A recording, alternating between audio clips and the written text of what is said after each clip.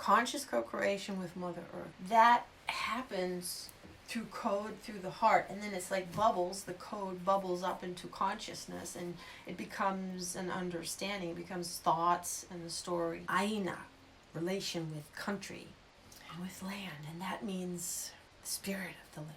Part of the aura of Mother Earth, the spirit of Mother Earth, is her children, and these are the what we call nature spirits. Those are the folk that live in that realm. The nature spirits, they have a very close relationship with the land. The gap to them has been made very large, right? But that, as we know, as we are embodying ourselves, that's becoming smaller. And it used to be that there wasn't a gap. You know, rarely we'll see wild animals. It's rare because they keep away from us. Because they don't feel comfortable in our frequency, but we could see them. And with the nature spirits is that when we have embodied enough of our soul, embodying our aura, then we can feel into that layer of our aura. And so contact is made, because now your physical body and your aura, they know themselves as one body. And so that would be like the children of the earth, physical, and children of the earth, what we call nature spirit. It's more subtle, and it's also at a different angle. So that's why the toroidal fields that make up that realm, and that's why we can't see them, and we can feel them subtly, you know. But what happens in the realignment of the crystal consciousness stream, but it's not just consciousness, it's also heart, and it's also belly, you know, and in the belly we have a brain as well. These are the different physical anatomical systems. They all have a consciousness onto themselves. That's the same on Earth. The certain regions, certain, like a rock formation that is like a mountain range, for example, that entire rock has a spirit. That's the mineral spirit. You know how every plant has a soul, like it has light, because that light is soul, and experiences itself as a whole being. And that's this self-organizing thing. That's what Dan Winter, with the once it's 9 toroids nesting in each other. There's an overlay chakra system, apparently, that every chakra has its layer of aura. It doesn't matter, you know, how many, you know, the whole, that technicality. We're looking for a knowledge that lies deeper, and for that we don't need this specificity. And there are different models of chakras systems. What resonates most with you, because it connects with the most dots, with the one main chakra. That makes sense. There's one main center of every torus. That's where the soul comes in. That's the heart. From there, yes, of course, there are more portals. The heart is the sun, Mother Earth's planet, and the center is her sun, where her soul comes in. That's where the soul lives, Kristalla, which is, if you think about the soul stream, the light stream, it's plasma. And plasma is another phase of water. Water is densest level. On the physical level, it represents as water. If the iceberg is your entire soul, and then the tip of the iceberg, that last crystal, that's our soul. You know when they take the drops of water and they freeze it, and then you get this crystal? That's the crystalline structure, which is the plasmic structure, which is the form of how that plasma streams. Consequence of that is how it arranges content. So minerals, because there are other forms of plasma, just like there are other forms of, not in the sense of phases of water, that too, but within the phases there are all these different combinations of water. When we live again in the natural matrix, that these different layers of the aura, so there's less separation there. And each layer of the aura, because it has the atoms that make it up, they don't only spin around themselves faster, and around each other then too, but they also have a different angle, and that's why they have different colors, because the color reflects on the torus, and each torus is made out of all these streams, light streams, the plasma streams, the soul streams, that can be electromagnetically measured by waves. And the way they weave is in that shape. They create that form of a torus.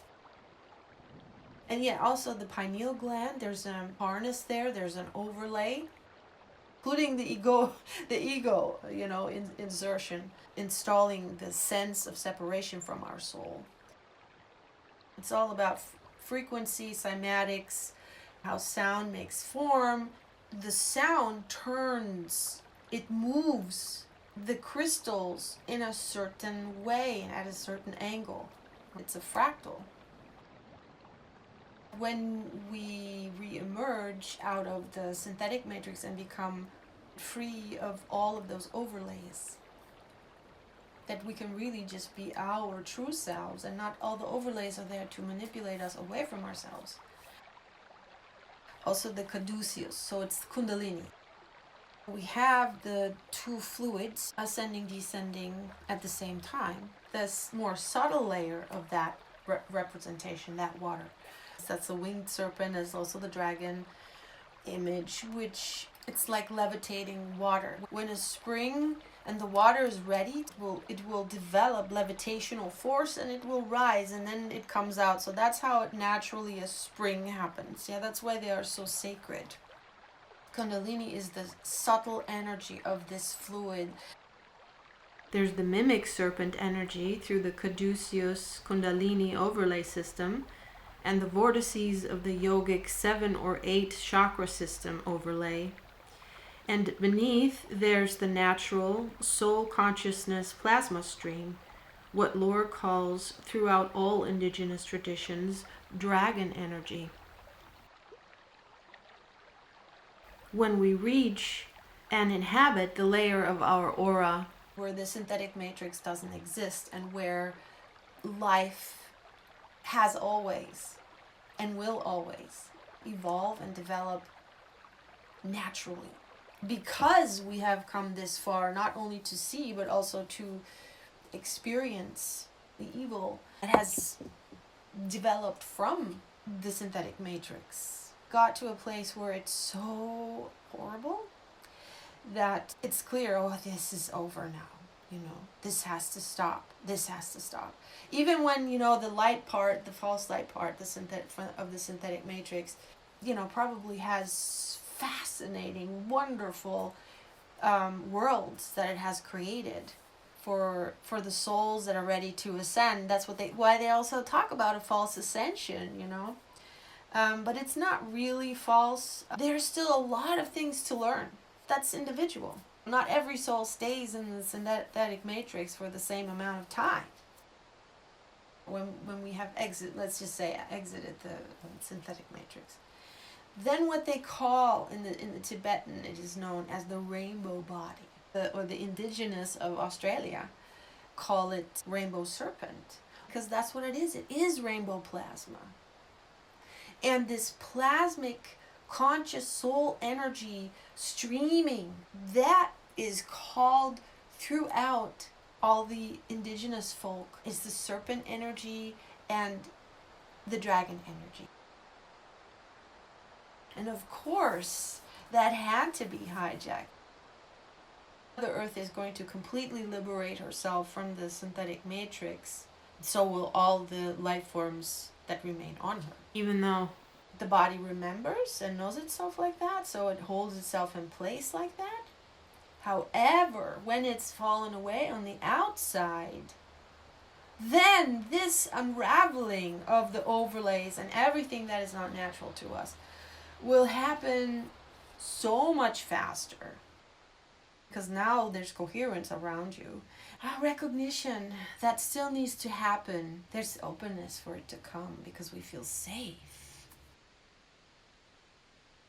We need to be able to share the waveforms, and for that we need to be fractal. So that means healed, because we come from so much more density. Our frequencies, when we feel stress, or when we are far away from harmony, alignment, attunement with our soul, physical wave can hurt them like a laser. In order to have that connection with them, we have to be able to become more integrated.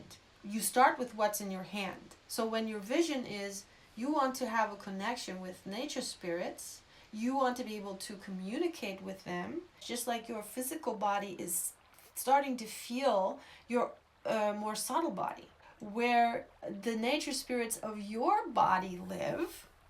Yeah, because we're a fractal of Mother Earth. But in Mother Earth's aura, they look like gnomes, fairies, pixies, water fays. Well, nature spirits can also be in your house when you start with right here where you are. Every time we burn a candle, every time we burn incense, this is to connect the realms, dimensions, because fire is a portal for the fire elements. It's conscious, aware, it's a living, you're bringing in a life form. Same with water, when you let water flow. But when we do ceremony and we use the fire and we use the water, we do it consciously, because our intention behind it is, to all my relations, is to be one. The fractality and the well-being. They come with someone that they feel more comfortable with, like the frequency of that person. Like when you go into nature or you go outside, because some of them live with the greenery that's in the city. When we pass by and they feel that that's a much better energy that you carry than where they're now residing, they might come with you. Yeah, if they like it, they stay here. They're being nourished with prana, and coherence brings forth prana, or this heart energy, this soul energy. Like we become more in soul, we become lighter, but we also become expanded. So we become a more powerful frequency of coherence that has an impact to make the environment more harmonious, more coherent. And all the beings that are living there, they feel better. And now their lights are shining more. Our aura is the same frequency and the same field as Mother Earth's aura at that frequency. So when this ascension or embodiment, to be embodied, it takes the reintegration of that which has broken off from the crystalla, where the heart was broken. That which is like this miasma in our body. All the aspects. The first comes the reattunement and the realignment. As you are doing this reintegration of your soul shards, which all have a representation in your body, so you don't have to go out looking for them. They're all here. The access is all there, and that's what shamanism is about, is to reintegrate those. It's a ceremony. And at some point, you have such a strong, coherent field that you override these lower vibrational, the electrosmog and so.